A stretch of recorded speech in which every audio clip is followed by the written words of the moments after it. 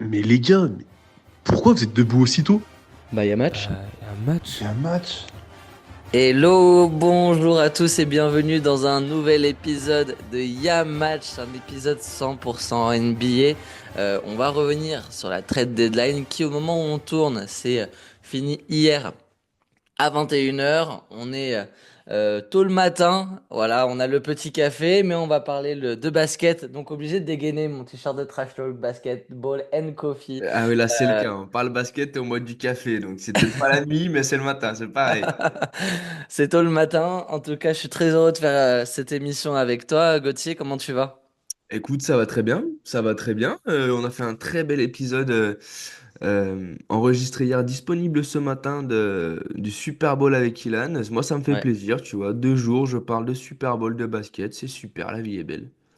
Et pour ceux qui auraient loupé ce nouveau démarrage pour Yamatch, parce que peut-être qu'il y a encore, et vous êtes toujours nombreux, les aficionados de la team podcast, ces podcasts du lundi et du vendredi sont maintenant disponibles aussi sur la chaîne YouTube. Mhm. Donc comme ça, vous pouvez retrouver nos drôles de têtes en live, enfin pas en live, mais en tout cas en visio sur ces mêmes émissions. Donc même si vous voulez continuer de nous écouter, en podcast. Soutenez la chaîne YouTube, ça nous fera plaisir, ça nous fera du référencement. C'est Yes. aussi un endroit où vous allez pouvoir commenter directement les vidéos. Donc voilà, nouvelle aventure pour Yamatch. On a essayé de rendre ça le plus quali possible pour vous. On va revenir du coup sur cette trade deadline, mon ami Gauthier, avec voilà un conducteur assez simple, les tops, les flops. Quelles sont les équipes qui se sont renforcées significativement pendant cette trade deadline? Quelles sont les équipes qui se sont affaiblies ou qui ont fait de la AD? Et ensuite, y a-t-il eu deux, trois paris où on se dit, ça j'attends de voir. Il y a un monde où la mayonnaise elle peut prendre, ou il y a un monde où franchement, si dans un an ça performe pas, on se dira, mais qu'est-ce qu'ils ont fait sur cette trade deadline? Donc voilà, je te propose qu'on aille là-dessus. Par quoi tu veux commencer? C'est toi qui vois, c'est toi qui vois. Moi, tu sais de quoi je veux parler à chaque fois, hein. C'est de mon équipe et voilà. On peut partir sur autre chose si tu veux. Ah ben, Alors, allez, on va commencer par le cas de Jimmy Butler. C'est celui dont on a le plus parlé sur Yamatch parce que ça fait des semaines et des semaines que Jimmy Butler avait demandé son trade. Du coup, je sais pas à quelle sauce moi-même je vais être mangé puisque tu vas me dire par quelle catégorie on commence et si tu vois l'arrivée de Jimmy Butler d'un bon œil ou pas. Moi, c'est la dernière catégorie que tu as dit. Ça veut dire, on va voir ce qui ça donne, mais je suis ni vendu en mode c'est trop bien, ni vendu en mode putain, mais vas-y, c'est de la D. Tu vois ce que je veux dire? Ouais. Juste parce que Jimmy Butler, ça reste un très bon joueur de basket. Il y a beaucoup d'expérience de playoff en fait, et j'ai lu un article qui disait que justement, si on arrive à remonter un petit peu et à choper, tu vois, la 7 sixième place, playoff, au play-in, en fait, on peut très bien causer une petite upset sur le premier tour, voire aussi sur le deuxième, Mhm. contre des équipes qui sont un peu moins habituées à ces environnements-là. Parce qu'on a quand même trois des plus grands joueurs de playoff. Je parle que de playoff, hein, avec Green, Butler et Steph. C'est trois joueurs qui ont réussi des choses incroyables. Butler, c'est ce qu'on appelle un overachiever, hein. Il aurait jamais dû faire ce qu'il a réussi avec le Heat en playoff. Au final, il se tape des finales de conf, hein, tu vois. Donc, euh, donc sur ça, c'est le positif. Maintenant, le négatif, c'est que sur l'année prochaine, tu as un cap space qui est absolument Ouais. défoncé. Ouais, En parce que plus, enfin, l'unité, elle est tu morte. as directement re-signé Butler sur 2 ans pour pouvoir l'aligner avec le contrat de Stephen Curry. Donc, je sais pas. Moi, ça me fait un peu peur de me dire que pendant 2 ans, on va all-in sur le truc de Stephen Curry. On va essayer de vraiment de choper au maximum ce qu'on peut choper, quitte à ce que ce soit peut-être qu'une finale de conf, tu vois. Et c'est ça, moi, qui me fait un peu peur. Mais bon. Est-ce que c'est pas mieux de s'offrir ces 2 dernières années de contrat à Stephen Curry, qui, on le rappelle, a 36 ans, pour justement optimiser un peu les résultats sportifs de ton équipe? Parce que si jamais tu bouges pas trop et que tu fais pas Jimmy Butler, est-ce que cette équipe de Golden State pouvait vraiment prétendre, sans lui, du coup, à passer ne serait-ce qu'un premier tour de playoff. Donc en fait, c'est sûr que sportivement, moi je pense que sportivement, tu te renforces. Parce que Jimmy Butler est un renfort de qualité. Après, tu mises tout sur des joueurs qui sont plus dans leur prime, Bah, c'est ça, quoi. même si Stephen Curry joue encore un bon basket, il n'est plus dans son prime. Jimmy Butler, j'attends de voir à quel niveau il va revenir aussi. Il est capable vraiment de nous surprendre, comme aussi de nous montrer que, bah, en fait, oui, maintenant, Jimmy Butler, c'est un 17 points par match et basta, tu vois. Le truc, c'est que tu mises sur un Big Tree qui a 34, 35 et 36 ans. Et ça, oui, ces joueurs-là ont fait des grandes campagnes de playoffs, mais dans une Ouest où tu as les jeunes Memphis, tu as les jeunes Oklahoma, tu as les Rockets. expérimentés Denver, tu as les jeunes Rockets, ouais, peut-être que cette équipe-là peut embêter ces jeunes équipes sur 3, 4 matchs. Maintenant, si ça va en 7 matchs, les physiques des trentenaires bien servis risquent aussi de grincer. Donc, moi, en fait, sportivement, je suis assez dubitatif, mais je me dis, oui, bon, voilà, ça reste quand même assez excitant de voir cette équipe-là aussi défier des équipes plus jeunes sur des campagnes de playoffs. C'est Encore sûr. faut-il qu'elles y aillent, parce qu'on va Mm. parler, moi, aussi des équipes dans ces places un peu autour du play-in. C'est pas encore gagné, la Non. qualification en playoff pour Golden State. Maintenant, c'est sûr que pour l'avenir, en fait, quelque part, c'est intelligemment fait parce que tu sais que la reconstruction des Golden State va être radicale. Il va pas y avoir de transition parce que tu peux pas. En fait, le move de Jimmy Butler n'offre pas une transition possible aux Golden State Warriors parce que avec les contrats onéreux de Draymond Green et Stephen Curry, plus le 120 millions sur 2 ans de Jimmy Butler, c'est énorme. Tu pourras vraiment pas, tu sais, ajouter un joueur à 15, 20 millions qui va Non, pouvoir être plus c'est jeune, ça, en à fait. l'instar de ce que a fait les Lakers là, tu vois.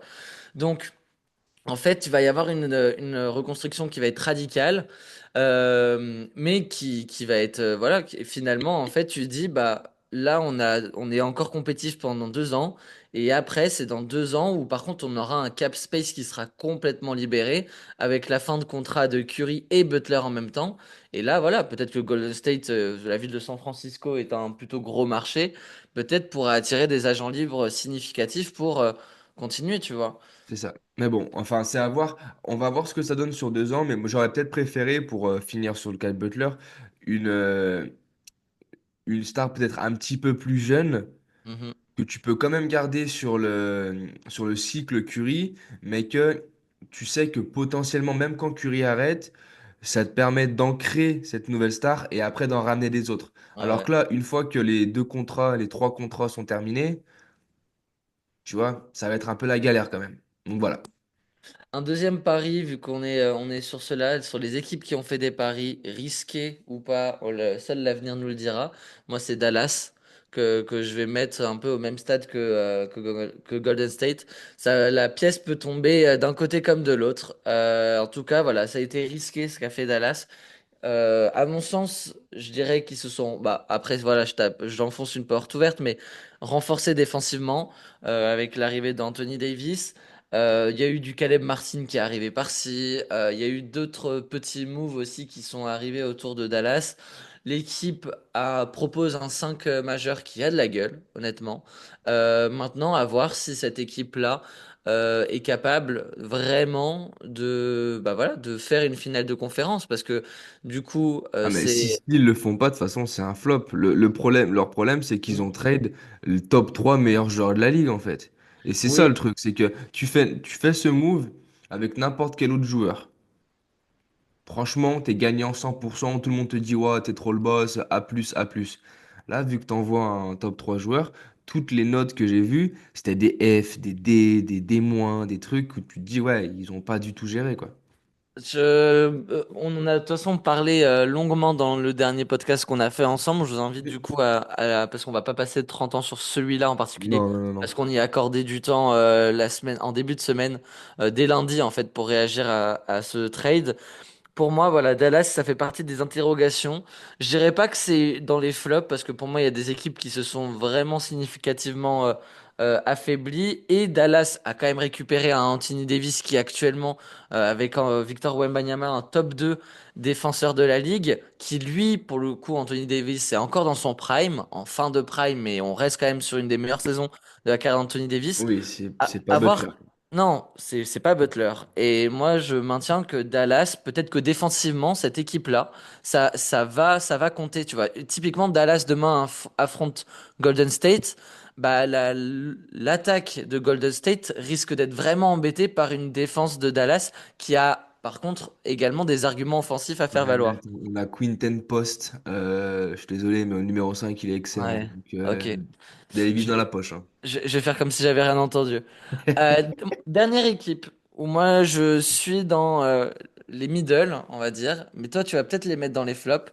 Moi il s'agit de Sacramento, qui a été contraint de faire un move sur Fox.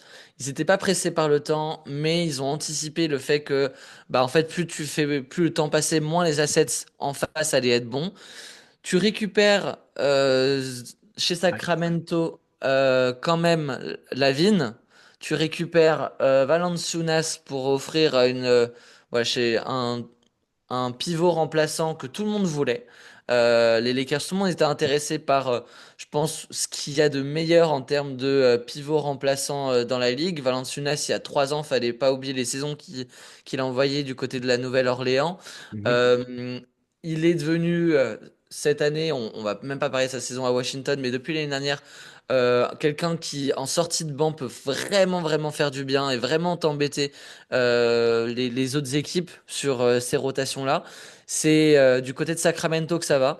Cette équipe-là de Sacramento, elle a été contrainte par la volonté un peu, en tout cas la non-volonté de Fox de prolonger, de bouger.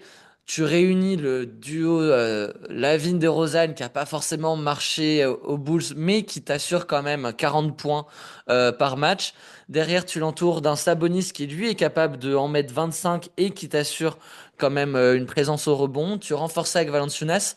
Moi, je me dis cette équipe-là, elle est dans, elle, elle est pas dans la C'est pas un flop, projection. hein. Non, non, c'est pour moi, c'est pas un flop. Moi, c'est un à Euh, voir, on regarde. J'ai vu leur match Ils ont perdu contre. leurs 2 derniers matchs. J'ai vu leur match contre Orlando, les Ouais. débuts de la ville, tout ça. Euh, alors, ils ont eu un gros trou d'air dans le troisième quart-temps qui fait qu'ils perdent le match, mais en soi, ce qui leur manquait, c'était un petit peu de présence au rebond, parce que ça se voit vraiment qu'il y a Sabonis et c'est tout. C'est Mhm, peut-être pour ça aussi qu'il a 20 rebonds par match, parce qu'en fait, il n'y a que lui qui peut en prendre. mhm. Donc voilà, donc moi, ce petit move de Valanciunas, je l'aime beaucoup. Moi Je pense aussi. que c'est un move les plus sous-cotés de cette trade deadline. Et je me dis, à voir. Pour moi, dans l'état actuel de la conférence Ouest, je pense qu'ils peuvent, mine de rien, se glisser en tant que sixième, tu vois.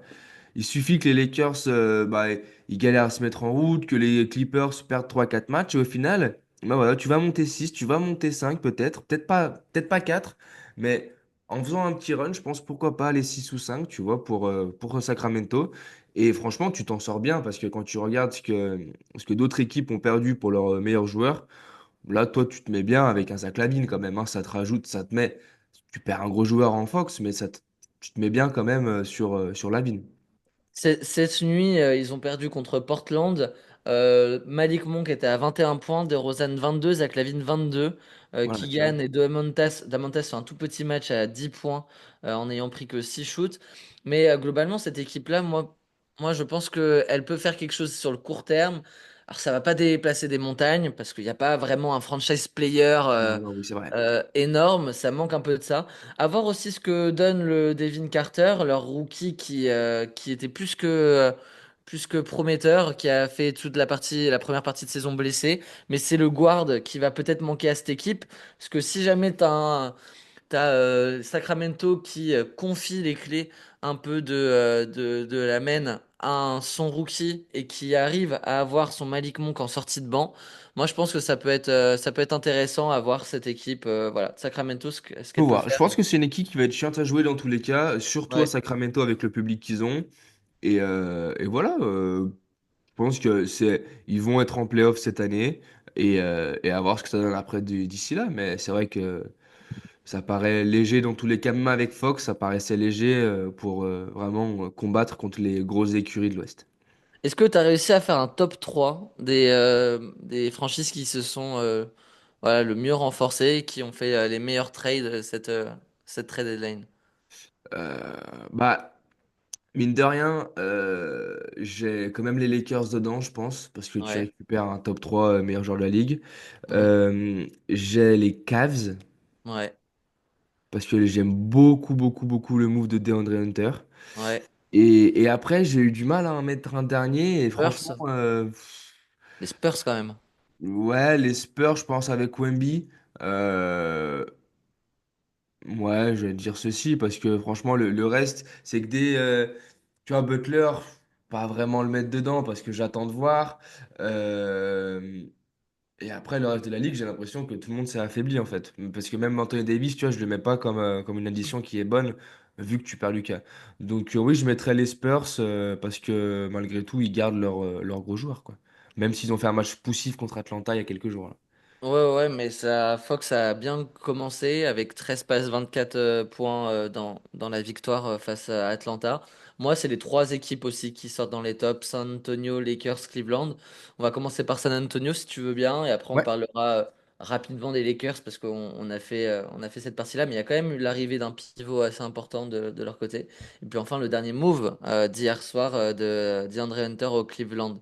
San Antonio, moi je les mets clairement dans les tops. Pour moi, c'est même l'équipe qui a fait la meilleure trade deadline parce que sans défoncer ton cap space, parce que voilà, c'est quand même une équipe qui a beaucoup de marge salariale, qui va pouvoir encore faire évoluer cette équipe. Mhm. Ne pas tout faire dans la précipitation en plein milieu de saison, mais plutôt renforcer de manière quand même significative ton roster pour avoir plus d'ambition en fin de saison et ensuite bien travailler cet été.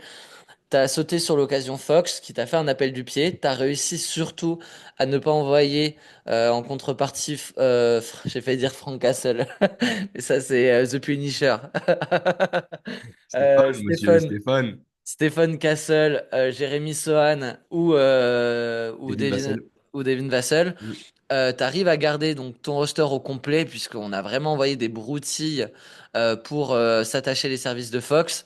Fox va être un game changer immédiat. Sincèrement, c'est vraiment quelqu'un qui va venir renforcer significativement et immédiatement ton équipe. Donc moi, dans cette course qui est vraiment effrénée, on va y revenir parce qu'on va en reparler dans ce podcast. Là, du play-in et des premières places du play-in, là, entre 7 et 12, va y avoir une grosse bataille. Les Spurs vraiment se renforcent et vont jouer plutôt sur le devant de ces places-là. Donc moi, je trouve vraiment que ça a été bien fait de la part San Antonio. Je suis totalement d'accord avec toi sur le fait qu'ils avaient un bon. Ils ont fait des bons moves. Le fait de garder Vassell, garder Castle, même Keldon Johnson, Champagny, tout ça, c'est vraiment leur corps de base qui, je pense, va leur faire énormément de bien et ils le préparent pour le futur en soi. Et en plus de ça, tu as vraiment les trois niveaux d'âge maintenant, avec Chris Paul qui est vraiment l'ancien. T'as d'Aaron Fox qui arrive aux alentours de la trentaine, un petit peu plus jeune. Et après, Ouais. t'as les gamins vraiment qui sont ensemble. Et voilà, maintenant, après, je suis pas sûr que le haut du play-in, ce soit vraiment là où il faut regarder. Je pense que pour moi, t'es dixième, c'est déjà bien. Tu vois ce que je veux dire? On n'attendait pas les Spurs aussi haut. 10, 9 à la rigueur. Mais aller taper les 7, ça me paraît quand même un petit peu dur. On peut, oui, parce que tu as accumulé du retard. Maintenant, tu sais C'est ça, pas, c'est juste pour ça. on va parler tu vois, on verra comment les Clippers et les équipes qui sont pour l'instant dans ces places-là se comportent aussi. Parce que sincèrement, quand tu vois que il reste encore une trentaine de matchs, t'as Fox, Wemby, déjà la saison prochaine, quand tu vas recommencer à zéro, c'est quand même une paire de franchise players et deuxième joueur qui a vraiment de la gueule. Donc moi, franchement, ouais, je les enterrerai pas immédiatement. C'est quoi là? San Antonio, c'est en ouais, 22-26. T'as quand même du retard. T'as quand même À pas mal de retard. 22-26, ils ont 4 matchs de retard, 4 matchs et demi sur le 7. Ouais, ouais, sur les Clippers. Sachant Et que après, Minnesota se Minnesota et tout, c'est réveille, solide. Ouais. t'as Phoenix qui est devant, t'as Dallas, t'as les Clippers, t'as les Mm. Lakers qui sont aussi, t'as les Warriors qui viennent d'ajouter Non, ça va être court pour cette Butler. année. Ça va être court pour cette année, Tu vois mais ce que dans je veux tout cas, dire? déjà, tu vas bien finir la saison, tu vas pouvoir engranger de Ça, c'est l'expérience sûr. Ça, c'est et sûr. tout, ça va être vraiment très bien. Lakers rapidement, moi je mettais vraiment vraiment entre parenthèses la place des Lakers dans les tops si on s'arrêtait sur Luka Doncic, parce que pour moi cette équipe n'était plus, enfin n'avait rien d'une équipe de basket à proprement parler, puisque même si tu avais renforcé énormément ton attaque défensivement, tu étais vraiment à la ramasse et tu avais vraiment des trous dans ta raquette. Mark Williams en échange de Dalton Connect, c'est bien. Dommage pour Dalton Connect qui avait montré de belles choses aux Lakers. Hmm. Sa carrière est loin d'être finie pour lui. Et je pense que c'était la seule chose que pouvaient envoyer les Lakers pour se renforcer parce que Austin Reeves n'intéressait personne. Parce qu'en dehors de ça, t'as pas grand-chose à envoyer pour renforcer. Donc c'était la seule contrepartie un peu sexy que tu pouvais envoyer pour renforcer ta raquette. C'est ce que tu as Hmm. fait pour prendre Mark Williams, qui est injury prone, mais bon, on peut se dire tout comme Anthony Davis finalement. C'est un joueur qui, là, sur 4 saisons, n'a pas à jouer la moitié des matchs. Je crois qu'il a 51% des matchs qu'il aurait pu disputer, qu'il a vraiment joué à cause de pépins physiques. Maintenant, c'est un joueur de 23 ans qui va pouvoir voilà, entourer Luka Doncic dans le futur. Donc, dans le présent, les Lakers sont plus que compétitifs. Je pense pas que tu es devenu moins compétitif avec cette équipe-là, même moins. Par contre, ce qui change par rapport à ton début de saison, c'est que tu t'assures un avenir radieux. Tu t'assures un avenir où les Lakers vont être compétitifs avec Luka Doncic, avec un Mark Williams pour l'instant. On verra ensuite quelle place laisse LeBron James et comment tu renforces l'équipe autour de Luka Doncic. Bah, avec Mais en Bronny fait, du James. coup, tu réponds. Alors, peut-être qui vient de planter 40 pions, 17 rebonds cette nuit. Donc, ça se trouve, les Brand James, c'est encore 50 plus.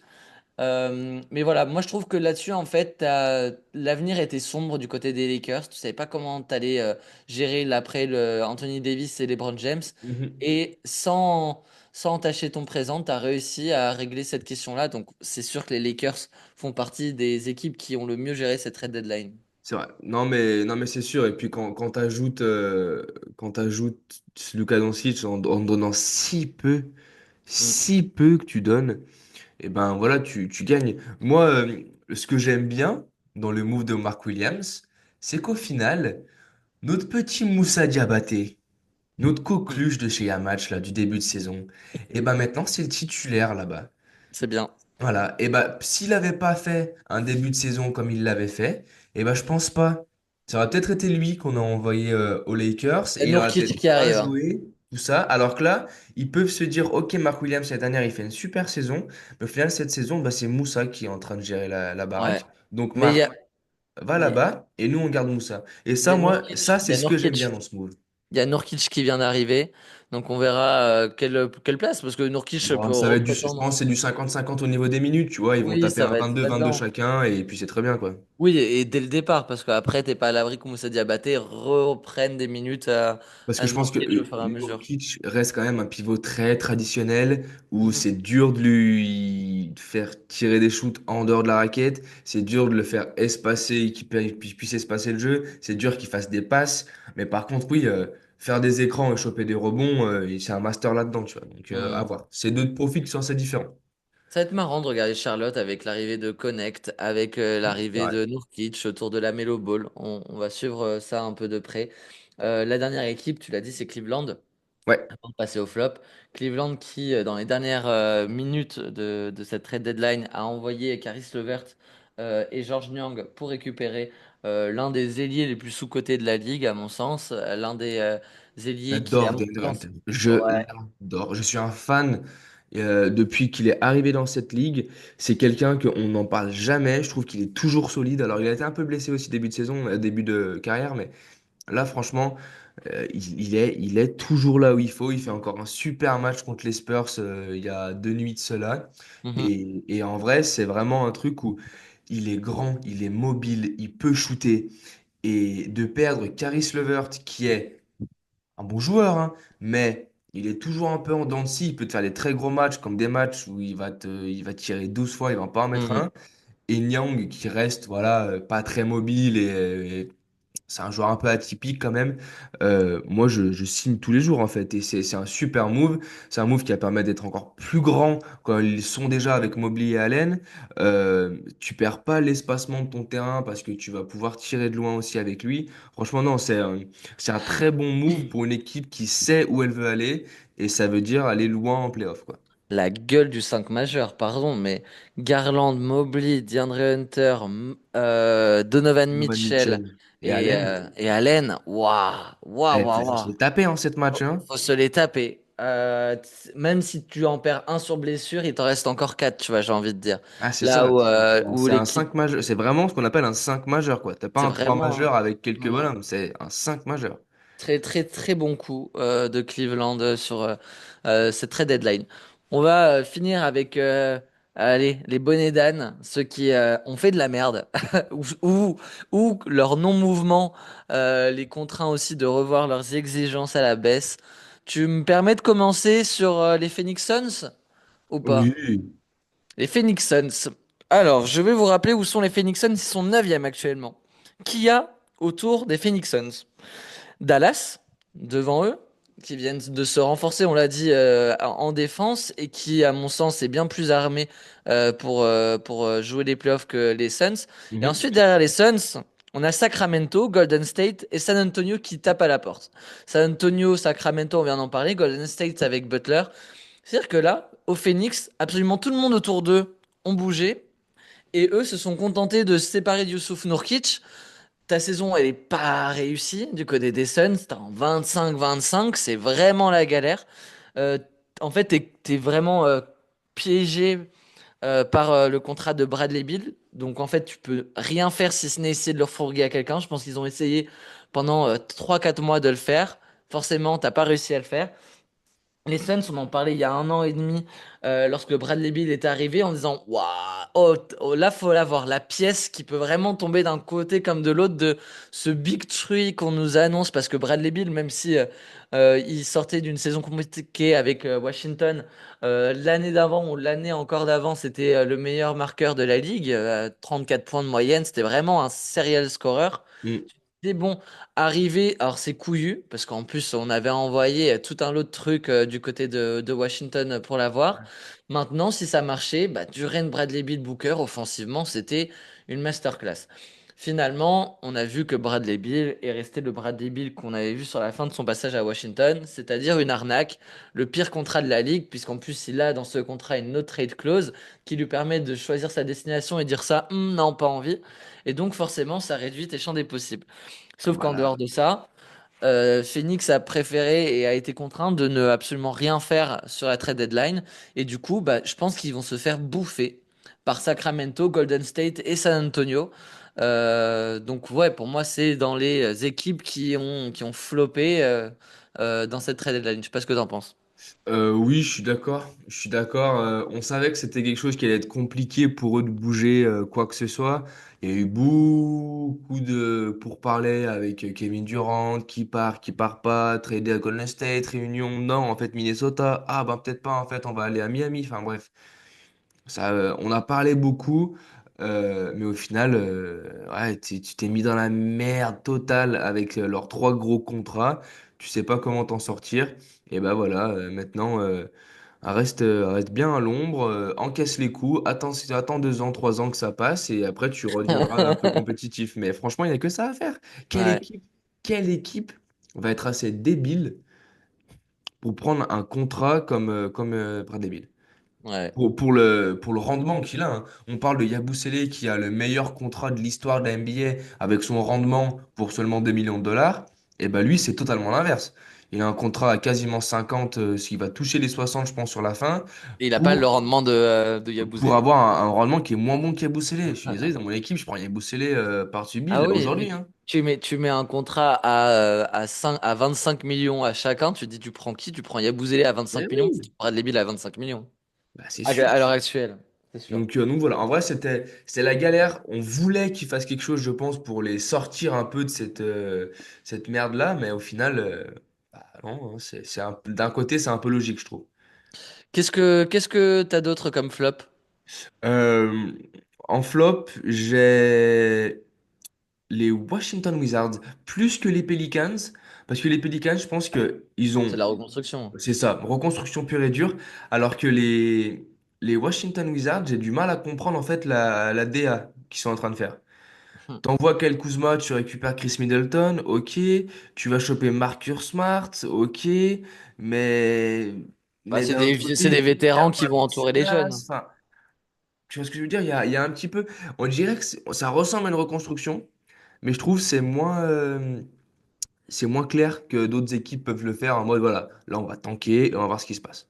Donc voilà, je les ai mis eux. Je sais pas si tu as Ouais. quelque chose à rajouter dessus, mais je pense qu'on est d'accord sur ça. Moi, je sais pas. Ouais, après Marcus Smart, Chris Middleton pour entourer les Keyonte George, Bilal Coulibaly, Star. En fait, j'ai le sentiment que Washington va encore récupérer un pic intéressant. Pardon, oui, j'étais là-bas, moi. J'ai le sentiment que Washington va encore récupérer un pic intéressant cet été. Je pense que ce sera le dernier, dans la mesure où ensuite, derrière, ils vont vouloir peut-être tabler sur ce qu'ils ont là pour ensuite aller chercher assez rapidement le haut. Moi, pour moi, c'est pas inenvisageable. Faut voir la gueule du pic. Mais si jamais ils arrivent à faire ce qu'on espère, c'est-à-dire Cooper Flag, tu peux avoir un Cooper Voilà. Flag Alexa. Bah pourquoi pas?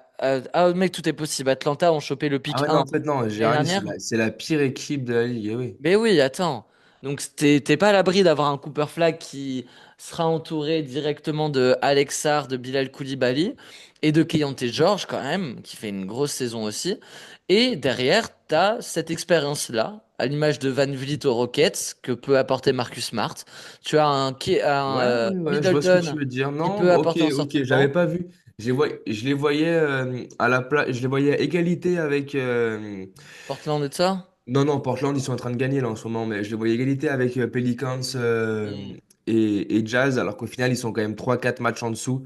Donc, Ouais. autant pour moi, je regarde pas trop le bas de tableau, my bad. Euh, Non, moi, dans les flops, il y a les Chicago Bulls qui, oui, oui, ça n'a aucun sens leur reconstruction. Tu lâches Peanuts, enfin, si tu récupères, mais vraiment comment il s'appelle, Kevin Huerter de Carter, Sacramento. Tu récupères Zach Zach Collins, Collins. Tu ronfles sur vraiment mec, il fait chier. tes assets retour. Euh, T'avais déjà récupéré Josh Giddey qui fait une saison. On rompiche aussi. T'as juste ouais, ton Kobe White qui essaye de faire ce qu'il peut là où il est. Vucevic, je pense, a clairement le seum d'être encore 6 mois de plus dans cette équipe et de pas avoir trouvé d'équipe à renforcer, tu vois. Parce que Vucevic, demain, tu lui dis tes pivots backup de Porzingis à Boston Celtics, il y va tous les jours. Oui, Alors, c'est vrai. le contrat matche pas, mais encore que tu pouvais travailler autour de ça. Mais non, cette équipe de Chicago, elle, pour le coup, est en train de s'engluer saison après saison dans ses 13e places, 12e places, les places de cons, en fait, finalement. Ah, mais Et c'est clairement ça, hein. Chicago, là où ça a aucune Washington, saveur depuis que Derrick Rose est parti en mais 2015. ouais. Et là où Washington essaye d'avoir quelque chose de cohérent, chez Chicago, on est en train de laisser passer tous les bons pics saison après saison. Et pendant ce temps-là, bah, un coup tu perds des Rosanne, un coup tu perds la vigne. Et puis dans ce petit bouton rouge que tu as l'impression qui est en train de bah voilà, se projeter, tu as une prolongation de 2 ans de Lonzo Ball qui a aucun sens même si elle est pas dégueulasse, c'est 2 fois 10 millions.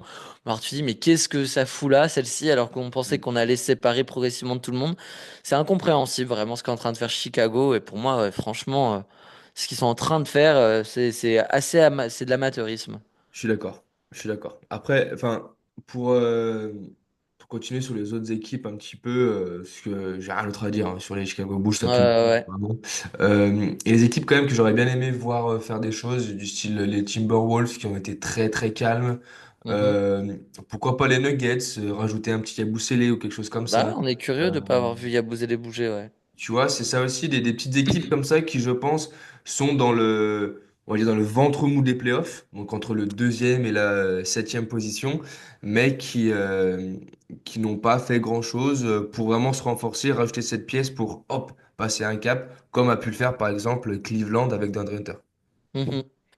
Moi, dans les mots, à mon avis, dont il faut parler, moi, il me reste deux équipes. Les Clippers, d'une part, qui sont assez bien positionnés, Mm. septième. C'est ça, quoi. T'as décidé de tout bousculer un peu dans ton effectif pour finalement pas renforcer ton équipe. Tu perds Terrence Mann, qui est Terrence Mann, on connaît son plafond depuis des années, mais qui est là quand même depuis 7 8 ans, tu vois, ou 7 ans, un truc comme ça, Terrence Mann.